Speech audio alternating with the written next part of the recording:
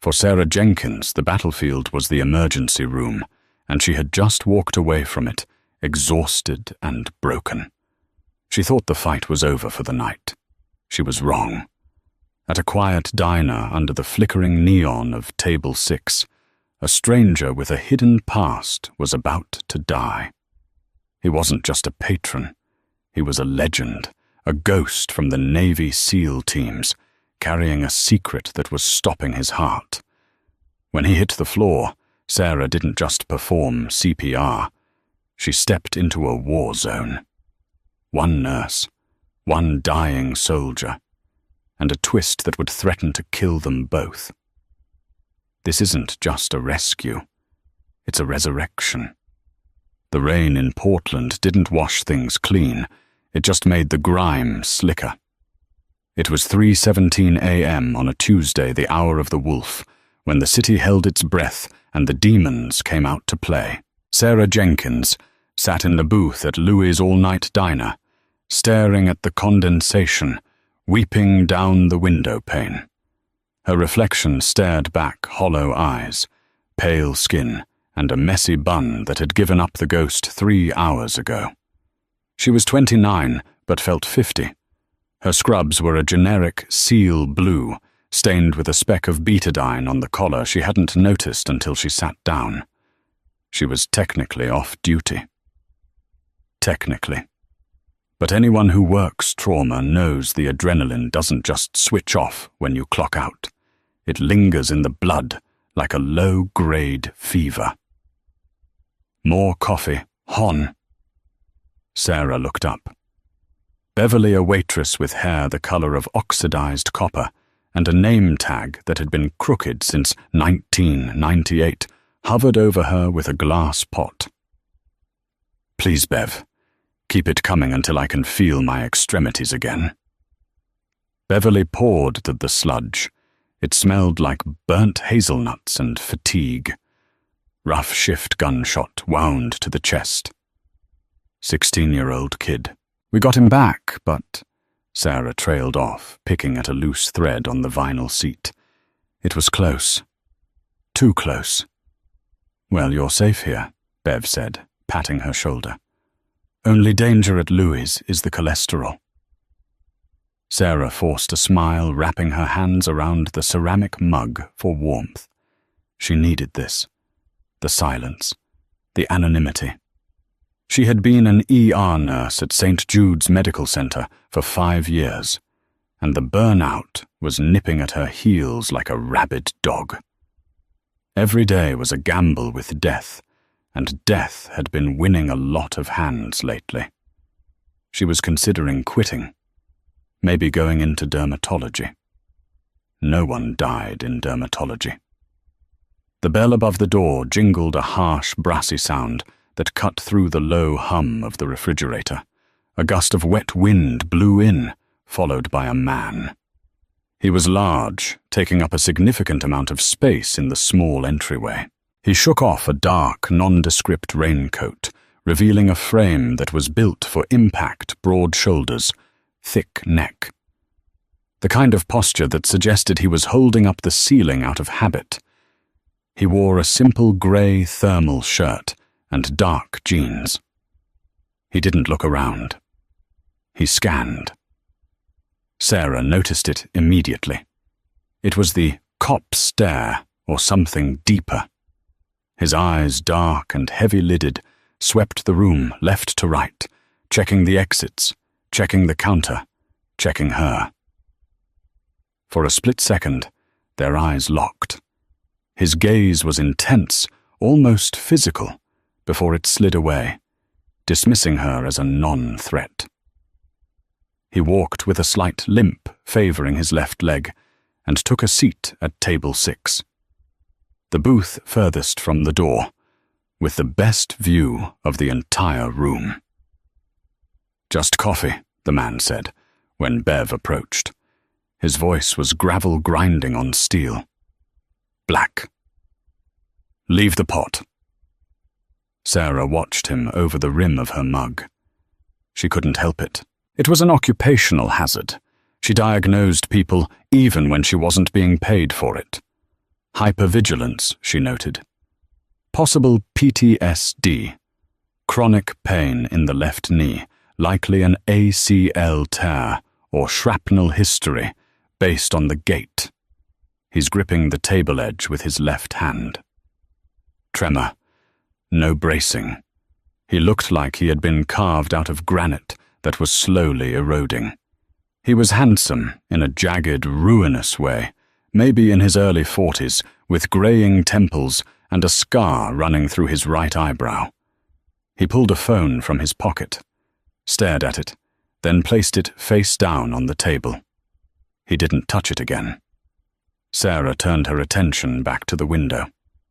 "Stop it, Sarah," she told herself. "He's just a guy. Probably a dock worker or a tired trucker. Stop looking for drama." She took a sip of her coffee and grimaced. It was cold. 10 minutes passed. The diner remained quiet, save for the sizzling of bacon on the grill, where the cook, a man named Sal, was prepping for the early morning rush that was still hours away. Sarah was scrolling through her phone, looking at apartment listings in a quieter part of town, when she heard the sound. It wasn't a loud noise. It was the sound of a ceramic mug hitting a laminate tabletop with too much force. Thud. She looked up. The man at table 6 was rigid. His back was arched, pressing hard against the booth seat. His hands were no longer bracing the table. They were clawing at his chest, the knuckles white, the veins in his forearms bulging like cords. His face, which had been pale before, was now a terrifying shade of grey-blue. Bev was at the counter counting change. She hadn't noticed. Sarah's brain didn't think. It just executed a script written in 5 years of blood and panic. Assess, react, engage. She was out of her booth before the man's coffee cup tipped over, spilling black liquid onto the floor. So Sarah called out, her voice projecting across the diner. The man didn't answer. He let out a strangled gasp, a sound like air being sucked through a wet straw. His eyes were wide, fixed on the ceiling fan, but they weren't seeing it. They were seeing something terrifyingly far away. He slumped forward. "Bev, call 911. Sarah screamed, sprinting the last few feet. She slid onto her knees beside table 6, just as the man's upper body collapsed onto the table, sending the sugar dispenser crashing to the floor. Oh my God. Bev dropped the coins. "Is he?"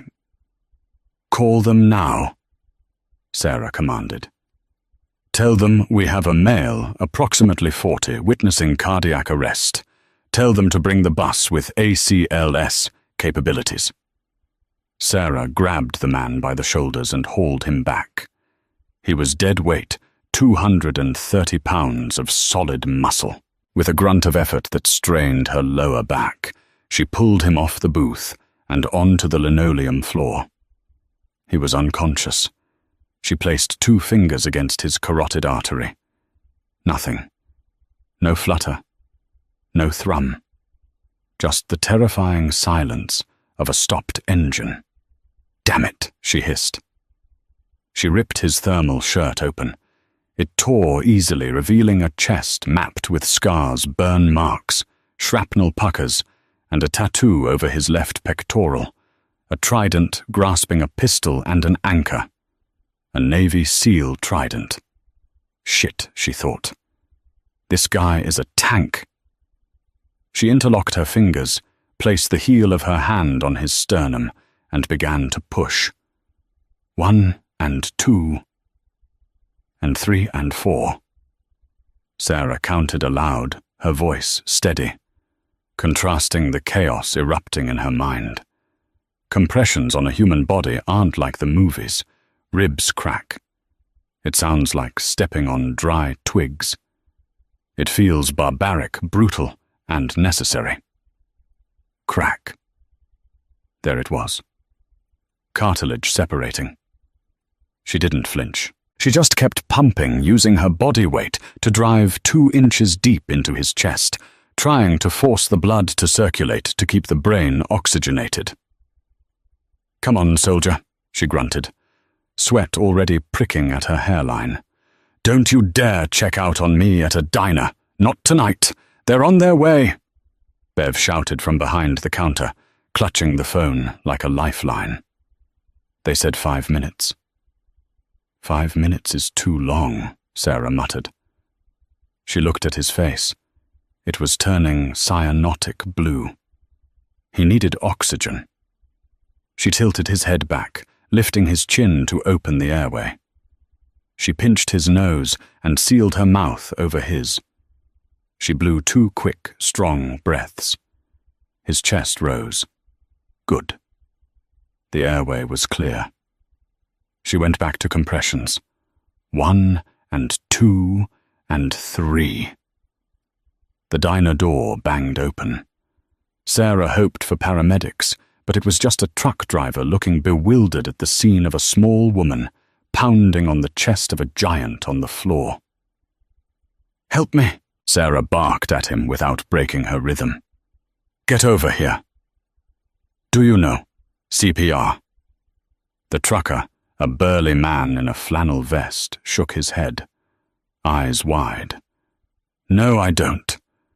"Then hold his head," she ordered. "Just keep his airway open. Tilt his chin back." "Do it." The trucker dropped his bag and scrambled to his knees, his hands shaking as he held the SEAL's head. Sarah was 2 minutes in. Her arms were burning. The lactic acid was building up in her muscles, screaming for her to stop. Effective CPR is exhausting. Doing it alone on a man this size was a marathon sprint. She checked for a pulse again. Still nothing. "Come on," she yelled, slamming her hands back onto his chest. Suddenly the man's body jerked. It wasn't a normal convulsion. His back arched violently off the floor, his eyes flew open, and his right hand shot up, grabbing Sarah's wrist with a grip that felt like a steel trap. Sarah gasped, almost losing her balance. "Sir, can you hear me?" His eyes were wild, bloodshot, the pupils blown wide. He wasn't looking at her, he was looking through her. He was in the middle of a nightmare. "Trap," he wheezed. The sound was barely human. It was a guttural rasp from the bottom of his lungs. "You're safe," Sarah said, trying to pry his fingers off her wrist so she could resume compressions. "You're at Louie's diner." "I'm a nurse." He pulled her down. He was incredibly strong, even in the throes of death. He pulled her face inches from his. His breath smelled of copper and bitter almonds. Bitter almonds. Sarah's mind raced. Cyanide. No, that's too cinematic. But the smell was distinct. Not. Heart. He choked out his eyes, locking onto hers with terrifying clarity for a split second. Protocol Omega Blue. Then his eyes rolled back into his head. His grip went slack. His hand fell to the floor with a heavy thud. He was gone again. Sarah stared at him for a microsecond, her heart hammering against her ribs. Protocol Omega Blue. What the hell was that? She didn't have time to decode it. He was in V-fib. She could feel the chaotic, useless flutter in his chest, even without a monitor. "Don't stop," she yelled at herself. She resumed compressions harder this time. 1, 2, 3, 4. Sirens. Finally. The red and white lights washed over the diner walls, painting the scene in strokes of panic. The door burst open, and this time it was the cavalry. 2 paramedics rushed in, dragging a gurney and a jump bag. Sarah recognized them immediately. Mike and David. She had worked with them a dozen times at St. Jude's. Sarah Mike asked, dropping to his knees beside her. "What have we got? John Doe, approximately 40. Witnessed arrest. CPR in progress for 6 minutes. No shocks delivered." He regained consciousness for a second, agitated, then crashed again. "Possible toxin exposure," she added quickly. "I smelled bitter almonds." Mike looked at her sharply. "Cyanide. Maybe.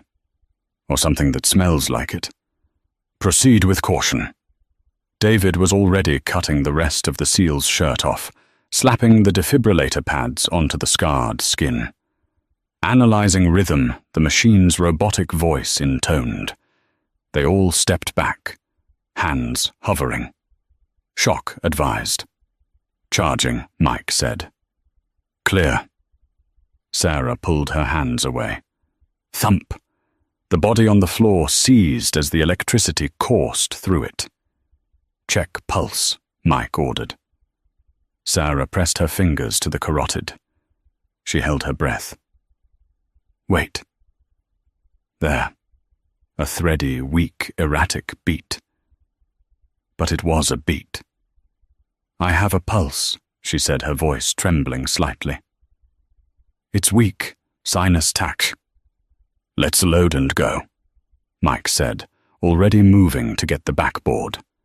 "St. Jude's is the closest." "Sarah." "You coming?"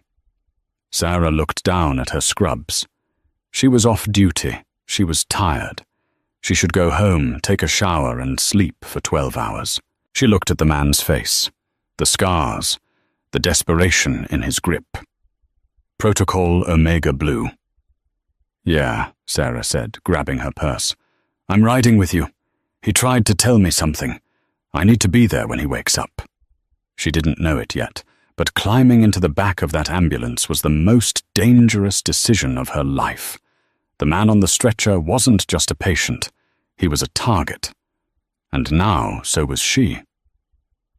The ride to St. Jude's was a blur of motion and noise, a chaotic symphony played inside a metal box, hurtling at 80 miles per hour through the slick streets of Portland. Sarah sat on the bench seat, her knees bouncing nervously. Mike was working on the IV line. His brow furrowed. The cardiac monitor was beeping a rhythm that was jagged ugly and barely compatible with life. "BP is 60/40. Mike shouted over the siren's wail. "He's bottoming out again. Push another round of epi." Sarah watched the man's face. In the harsh fluorescent light of the ambulance, he looked even worse. The grey pallor had deepened to a waxen yellow. The scars on his chest seemed to stand out in high relief, a topographic map of violence. "Who are you?" she whispered, staring at the trident tattoo. The ambulance lurched as it took a hard right into the hospital bay. "We're here!" the driver yelled from the front. The back doors flew open, revealing the bright, sterile white of the ambulance bay. Rain mixed with the exhaust fumes as a team of nurses and doctors swarmed the vehicle. Male, approximately 40 unknown downtime, witnessed V-fib arrest. Mike recited the report as they offloaded the stretcher. 1 shock delivered. ROSC achieved but unstable. Possible toxic exposure, cyanide-like compound. Dr. Richard Harrison, the attending trauma surgeon, stepped forward. He was a man who ran his ER like a military tribunal, efficient, cold, and brilliant. He saw Sarah trailing the gurney, still in her street clothes, her hair wild and wet. Jenkins Harrison barked as they ran alongside the stretcher toward Trauma Bay 1. "You're off tonight. Go home." "I was the first responder," Sarah said, not breaking stride. "He coded in front of me. He was lucid for 2 seconds, post-arrest. He said, 'Protocol Omega Blue,' and he smells like bitter almonds, doctor. Do not intubate without protection." Harrison paused for a fraction of a second, his eyes narrowing. He knew Sarah. She was one of his best. If she said there was a toxin, there was a toxin. Respiratory, Harrison shouted. Full PPE. Get the cyano-kit ready, just in case. Let's move. They crashed into the trauma bay. The next 20 minutes were a blur of controlled violence. Clothes were cut away. Lines were drilled into bones when veins collapsed. Drugs were pushed. The air filled with the sounds of Velcro ripping, plastic packaging tearing, and the relentless, rhythmic whoosh hiss of the bag valve mask forcing air into the SEAL's lungs. Sarah stood in the corner, arms crossed, watching. She shouldn't be there. She was a liability in civilian clothes, but she couldn't leave. The man's words were hooked into her brain. Trap, not heart. Rhythm is stabilizing, a nurse named Brenda called out. Sinus touch at 110. BP is coming up. 90/60. Good. Harrison exhaled, stripping off his bloody gloves. Let's get him to CT. I want to rule out a PE or an aortic dissection and run a full tox screen. Heavy metals, synthetic opioids, everything. As the team prepared to move him, Sarah stepped forward to the pile of the man's belongings that had been shoved into a plastic patient property bag. His wet jeans, the torn thermal shirt, and the boots, and the phone. The screen was cracked, but it buzzed. Sarah glanced around. Harrison was arguing with a radiology tech. The nurses were cleaning up the debris of the resuscitation. No one was looking. She picked up the bag. Through the clear plastic, she saw the screen light up with a notification. It wasn't a text message. It was a proximity alert from an app she didn't recognize. Proximity alert, Hunter 2, in vicinity. Her blood ran cold. Hunter 2 Jenkins.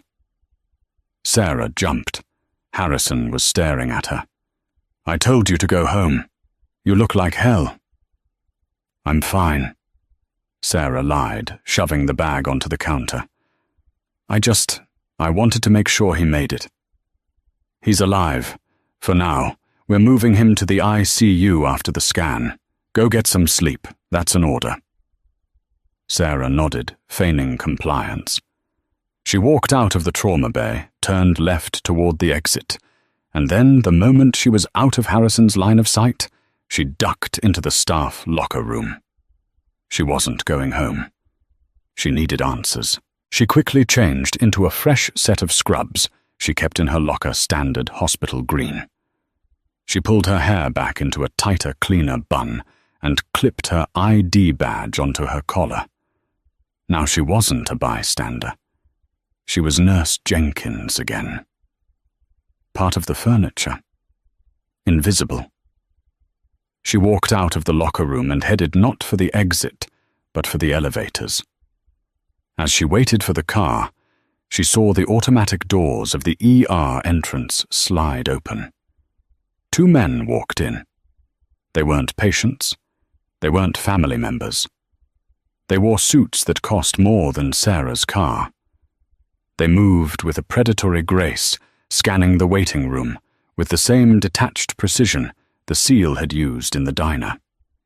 The taller one, a man with hair the color of steel wool and a face that looked like it had never smiled, walked straight to the triage nurse. Sarah stepped back into the shadows of the vending machine alcove, her heart thumping against her ribs. We are looking for a John Doe admission, the man said. His voice carried across the quiet waiting room. It was smooth, cultured, and terrifying. Admitted approximately 30 minutes ago. Cardiac arrest. The triage nurse, a sweet girl named Emily, who was new to the night shift, looked up, flustered. I can't give out patient information, sir. HIPAA regulations. The man smiled. It didn't reach his eyes. He reached into his jacket pocket. Sarah expected a gun. Instead, he pulled out a leather wallet and flipped it open. A badge glinted under the lights. Department of Homeland Security, the man lied. Sarah knew it was a lie. She had treated federal agents before. They didn't dress like investment bankers, and they didn't have that shark-like stillness. This is a matter of national security. The man you admitted is a fugitive carrying a hazardous biological agent. We need to secure him immediately for the safety of this facility. Emily's eyes went wide. Biological. Where is he? The man pressed, leaning over the counter. Sarah pressed herself flat against the wall. A biological agent. Was that the bitter almond smell? Or was that the cover story?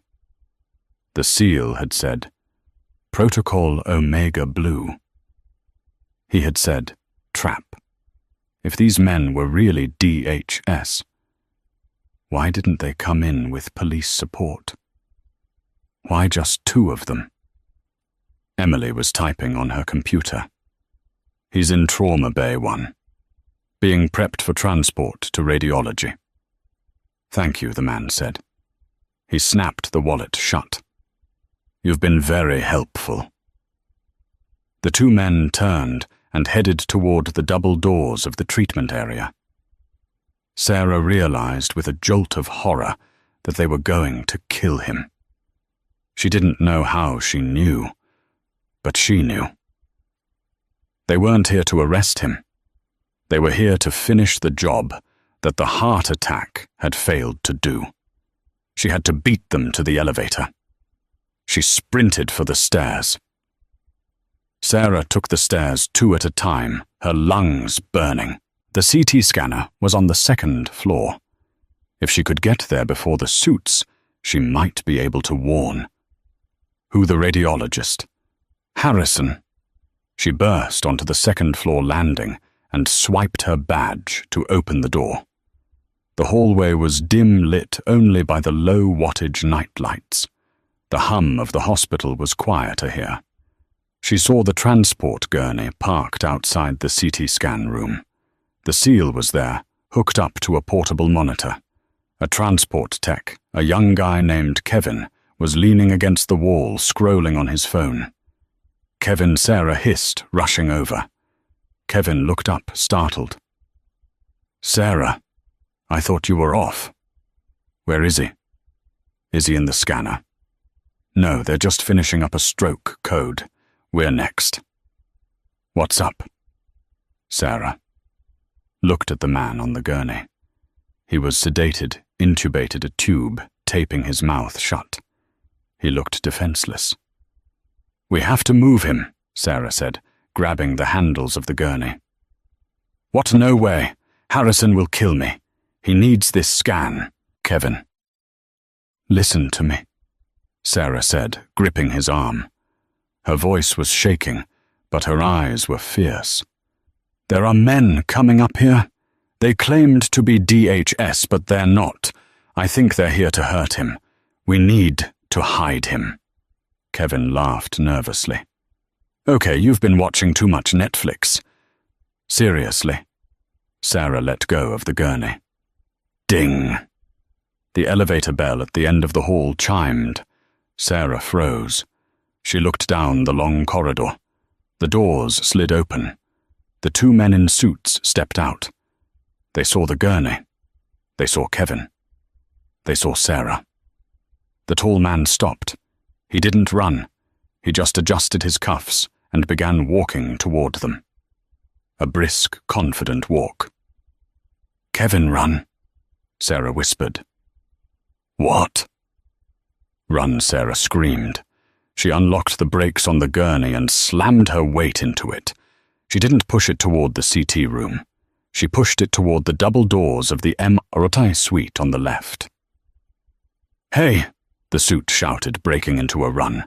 Sarah shoved the gurney through the MRI prep room doors. Kevin locked the door. Kevin, finally sensing the genuine panic in Sarah's voice, and seeing the men charging, scrambled to the control room door and swiped his badge. Sarah pushed the gurney into the MRI control room. The tech, confused, stood up. Hey, You can't bring that in here yet. We haven't done the metal check. Lock the doors, Sarah yelled. The men outside slammed into the doors. They were locked. Sarah looked through the reinforced glass. The tall man was staring at her. He pulled a gun, a silenced pistol, from his jacket. The MRI tech screamed. Get down, Sarah yelled, tackling Kevin. Pfft. Pfft. 2 spiderwebs of cracked glass appeared on the control room window. The glass was bullet-resistant standard for MRI suites to prevent projectile accidents, but it wouldn't hold forever. Who is this guy? Kevin shrieked, crawling under the console. Sarah looked at the seal. The sedation was wearing off faster than it should have. His eyes fluttered open. He gagged on the intubation tube. Sarah scrambled up. She knew she shouldn't extubate him, but he was fighting it. He was waking up. She reached for the restraints. Don't move, she told him, her hands trembling. The seal looked at her. Recognition flooded his eyes. The diner girl. He reached up, grabbed the tube, and yanked. No, Sarah tried to stop him, but he was too strong. With a sickening wet sound, he pulled the tube out of his throat. He coughed violently, his body convulsing. They're here, he rasped, his voice raw meat. Yes, Sarah said. 2 men. Suits. They're outside. The seal sat up, swinging his legs off the gurney. He swayed, almost falling, but caught himself on the console. He looked at the window at the spiderweb cracks. He looked at Sarah. Give me your phone, he commanded. What phone? Now. Sarah handed him her cell. He dialed a number. His fingers were shaking, but he punched the digits with muscle memory.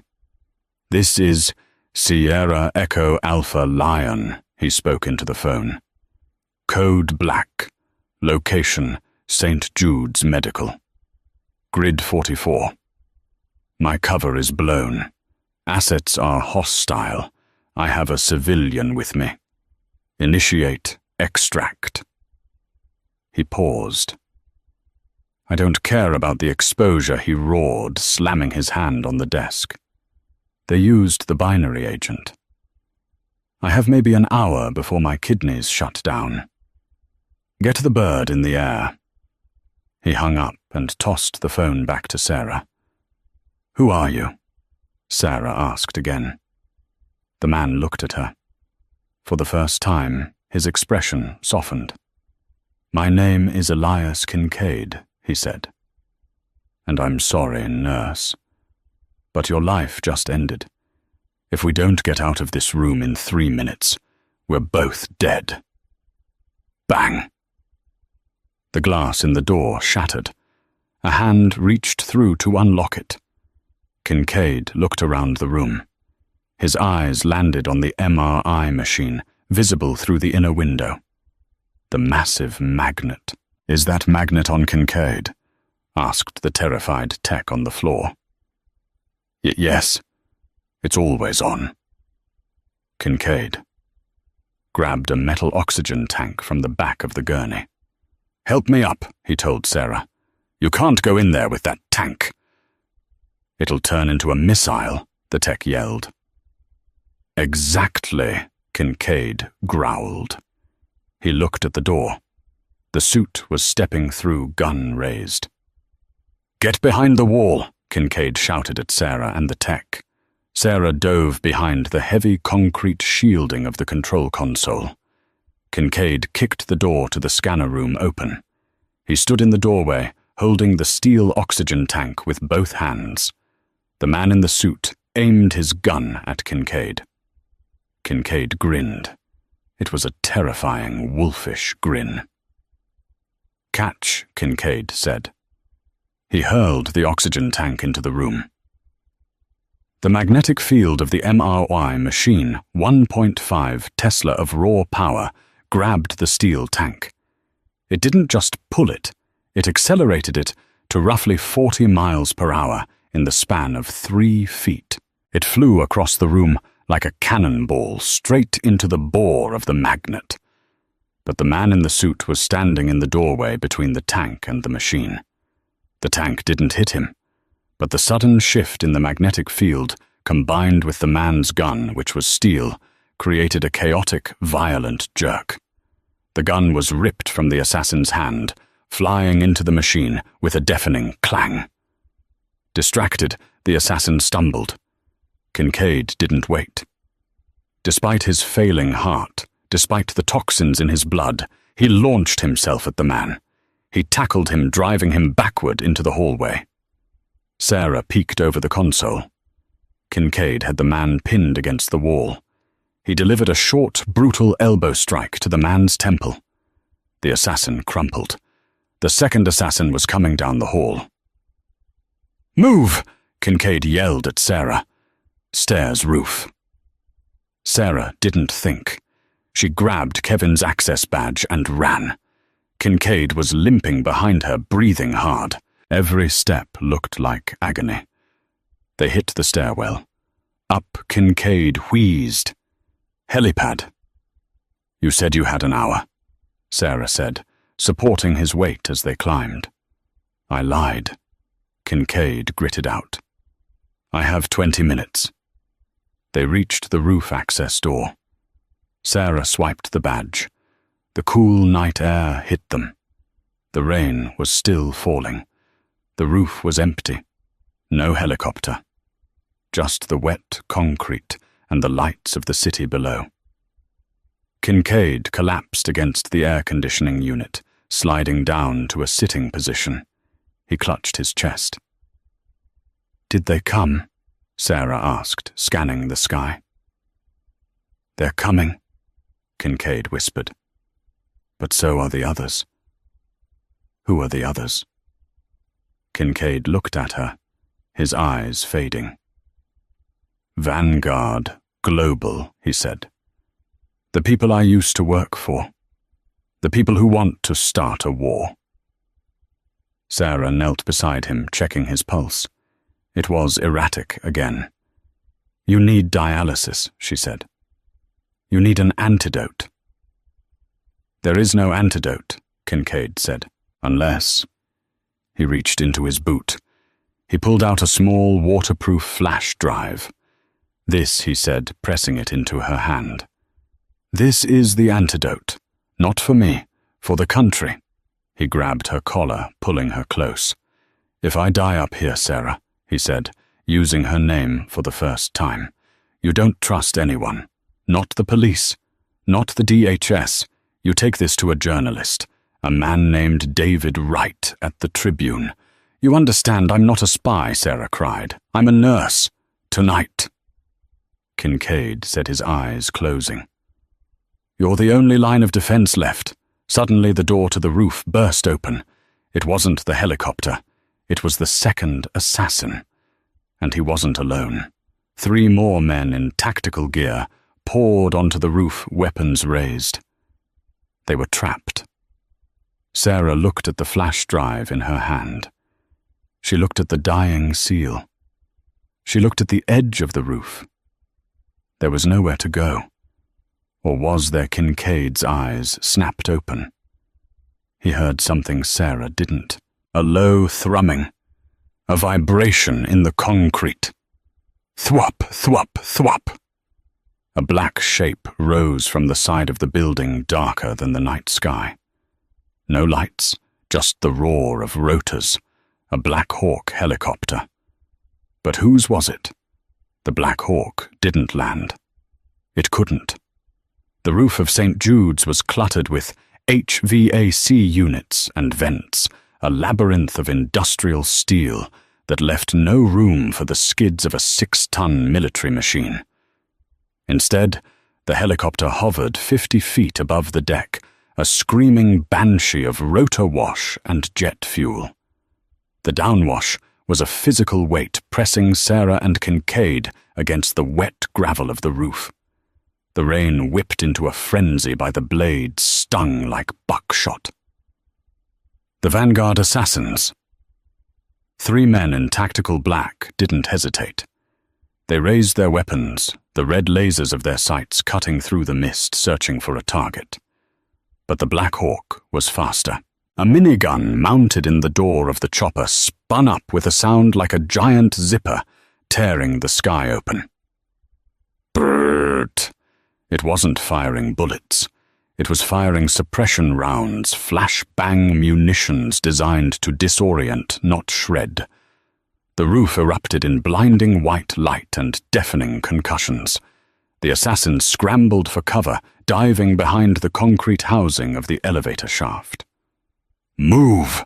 Kincaid roared, his voice barely audible over the chaotic din. He grabbed Sarah's arm, hauling her toward the center of the roof. He was moving on pure adrenaline now, the toxin in his blood momentarily forgotten in the face of immediate violent death. A cable dropped from the belly of the helicopter. A thick braided steel line with a horse collar harness at the end. A figure leaned out of the helicopter door, the crew chief gesturing frantically. "Hook up, you first, Kincaid yelled, shoving the harness into Sarah's hands. "No, you can't hold on," Sarah screamed back. She saw his face, the grey pallor had returned. His lips were blue. If he tried to hang on to the cable without being strapped in his grip, would fail. Kincaid looked at her, then at the assassins who were beginning to return fire. Bullets sparked off the gravel near their feet. "Together!" Kincaid shouted.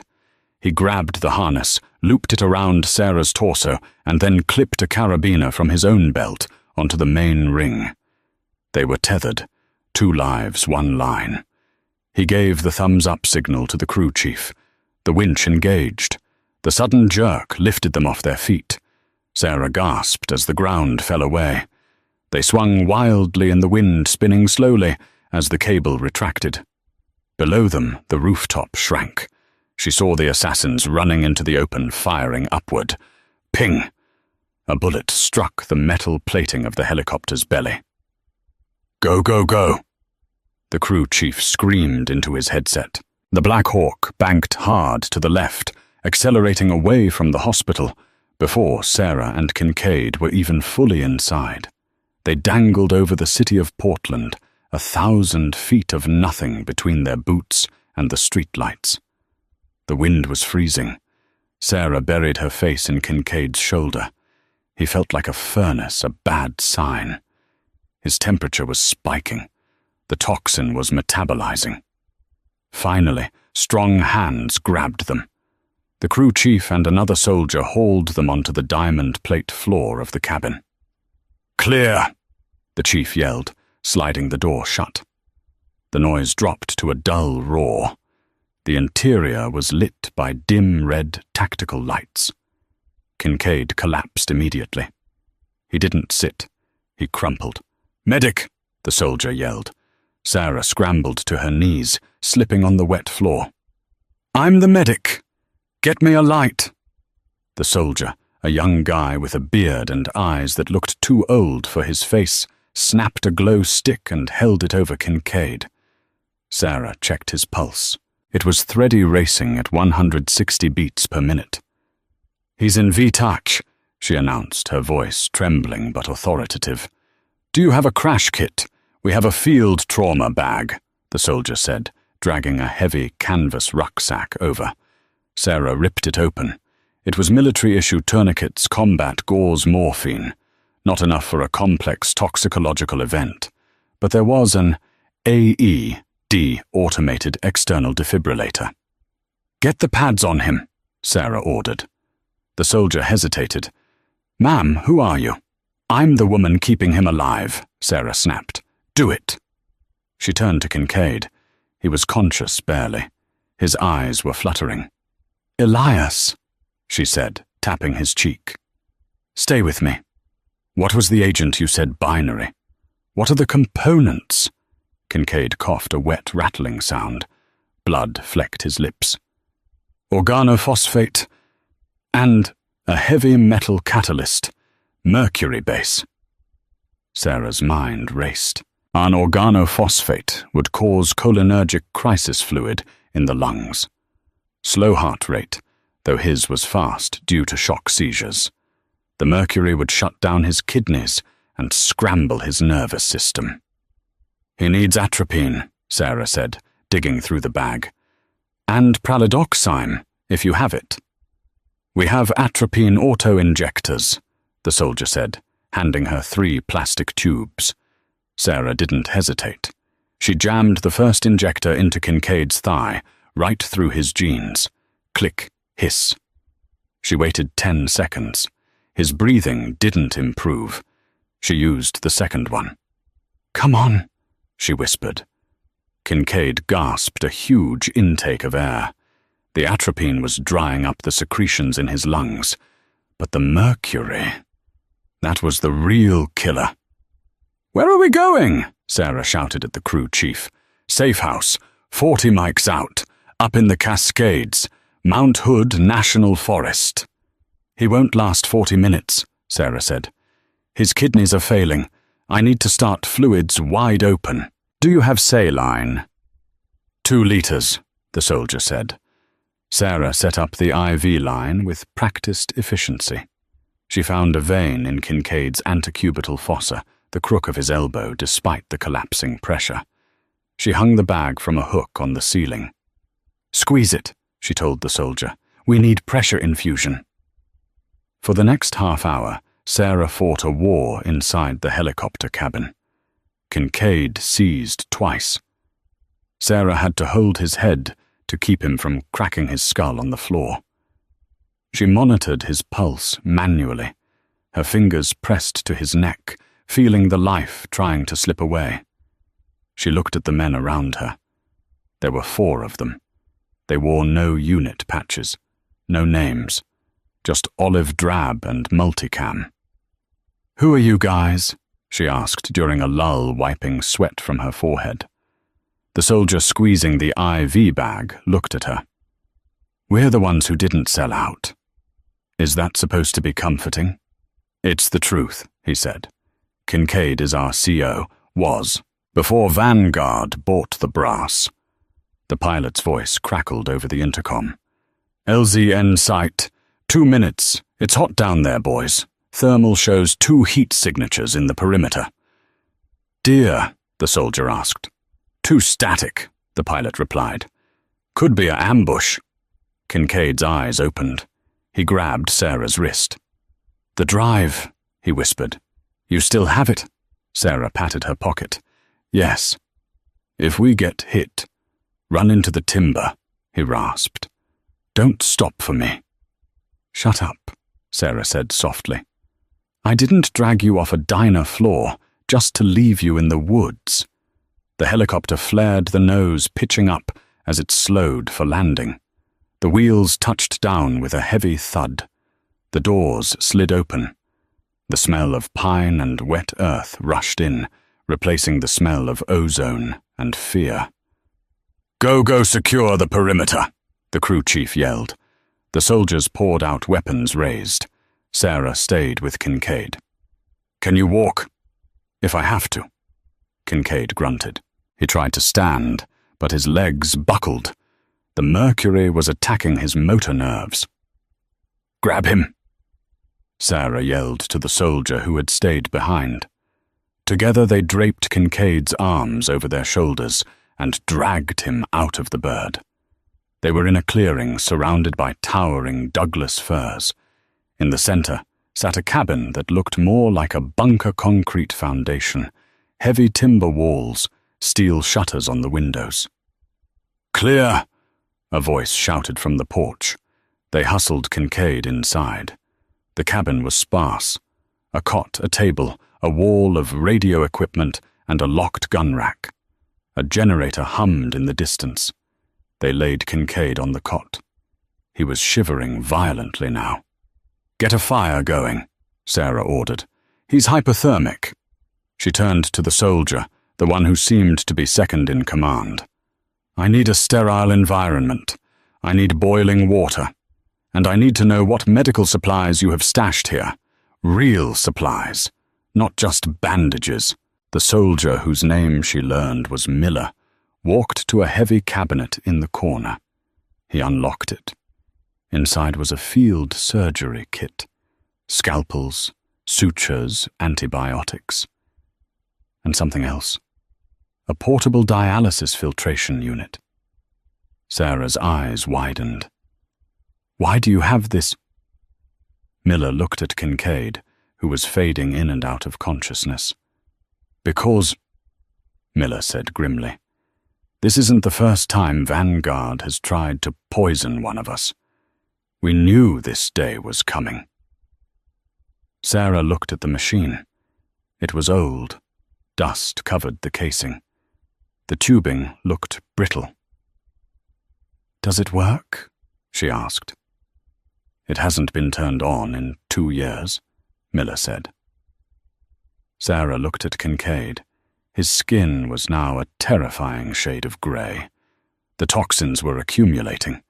If she didn't filter his blood within the hour, his heart would stop, and no amount of CPR would bring him back. Plug it in, Sarah said, rolling up her sleeves. I'm going to scrub in. We're doing a CVVH procedure, in a cabin, with expired tubing. She looked at Miller.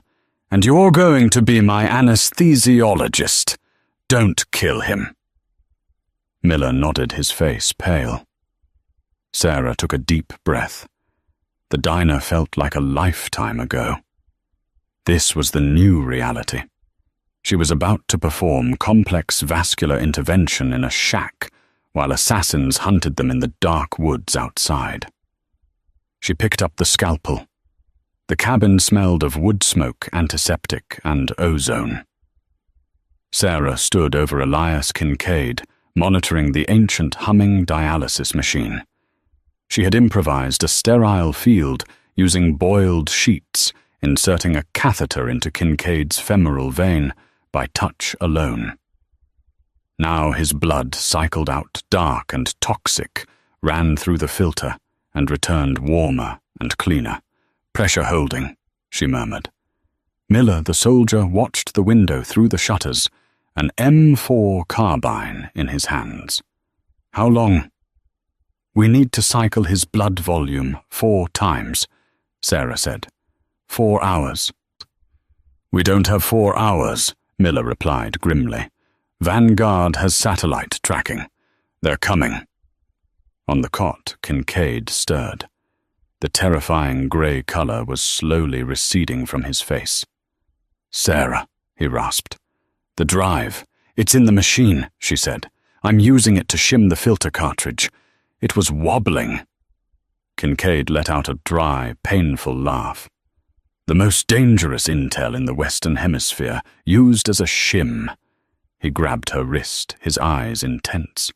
Listen, Vanguard isn't just a PMC. Omega Blue is a program. They developed a drug that mimics natural heart causes perfectly. They sell assassinations to governments and corporations. Senator Thorne, Sarah whispered, remembering the news. They killed him because he voted against their contract, Kincaid confirmed. That drive has the ledger. It burns them all down. Movement, Miller hissed. Tree line. Palm heat signatures. Suddenly, a flashbang grenade detonated on the porch. Boom! Contact front, Miller yelled, opening fire through the gun port. The door blew inward with a concussive blast. Splinters flew like shrapnel. 2 figures in black tactical gear stormed in. Miller dropped one with a double tap, but the second fired a burst. Miller spun around, clutching his shoulder, and fell. The assassin stepped over him, raising his weapon toward the helpless Kincaid on the cot. Sarah didn't think. She saw the heavy-duty power cord of the dialysis machine. She ripped it from the wall socket, exposing the live prongs. She lunged from under the table. She jammed the 220-volt plug into the exposed gap between the assassin's boot and his shin guard. Zap! The man convulsed his muscles, seizing instantly from the current. He toppled sideways, cracking his head on the oak table. He didn't move. "Nice move," Kincaid wheezed. Sarah checked Miller. He was alive, but out of the fight. She grabbed the dead assassin's radio. A voice crackled, "Team 1 report, secure the package." It was the suit from the hospital. Kincaid ripped the IV from his leg, taping the wound tight. That was the breach team.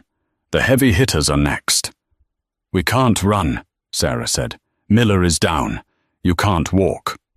"No," Kincaid agreed, limping to the radio wall. "We call the only man who hates them as much as I do." He keyed the mic. "Sierra Echo Alpha, calling Mockingbird. Do you copy static?" Then a voice. "I hear you, Ghost. I thought you were dead." "Not yet," Kincaid said. "I have the Omega file. I have a witness. We are at Blackwood, requesting immediate extract. Hold tight. I'm sending the cavalry, but you have to survive for 10 minutes.